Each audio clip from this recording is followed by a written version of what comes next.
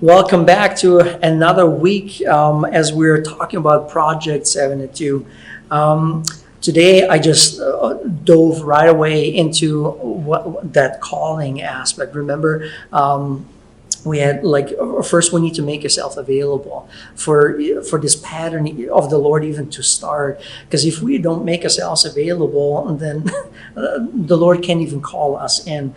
But then in the second one, and I talked about Matthew chapter 10, and here we have all those two scriptures so close together, and it's just such a nice picture. In verse 1 it talks about, and he called to him the 12 disciples. And then he gave them authority, but he called to him.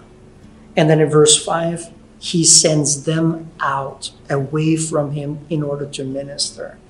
And very often we ask the Lord, what do you want to do? Lord, well, how can you use me? And I'm already, just like this overexcited disciple that I mentioned last week in the Gospel of Luke, want just to follow him. Jesus says, foxes have holes, birds have nests, the Son of Man has no place to lay his head.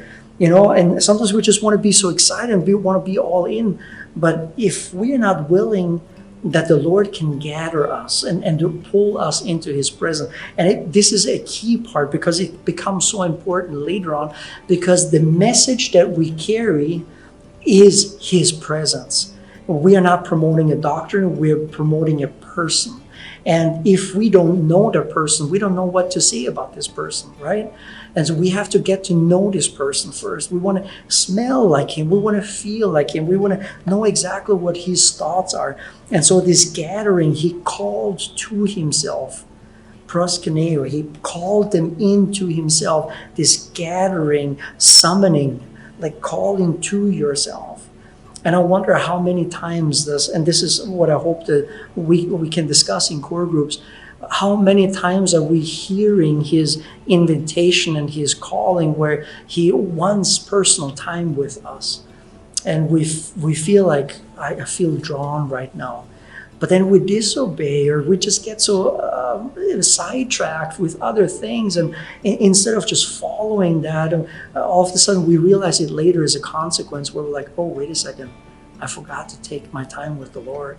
And this is that important part, because if we don't learn this, to be in his presence, if we don't learn to respond to his drawing us to himself and in his presence, we're rarely going to feel how he sends us out and gives us divine appointments. This is a very important step, that we are so attentive to his voice as he's trying to draw us in. It becomes important because when we go out, we're not ministering our own wisdom or our own smartness or something. We're ministering him. And we got to promote him and what he is doing, what he is thinking, how he is feeling. This is our message. It is that person.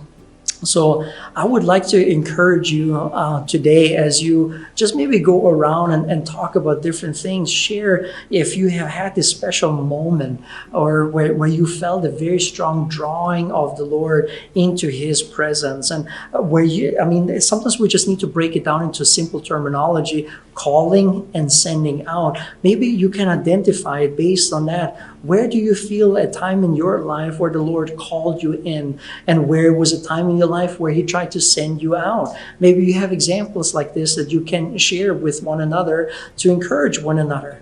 Because sometimes we just have to be made aware of this, that it's not only about sending out, going out. It's also about how can we listen to him and be gathered to him. So in today's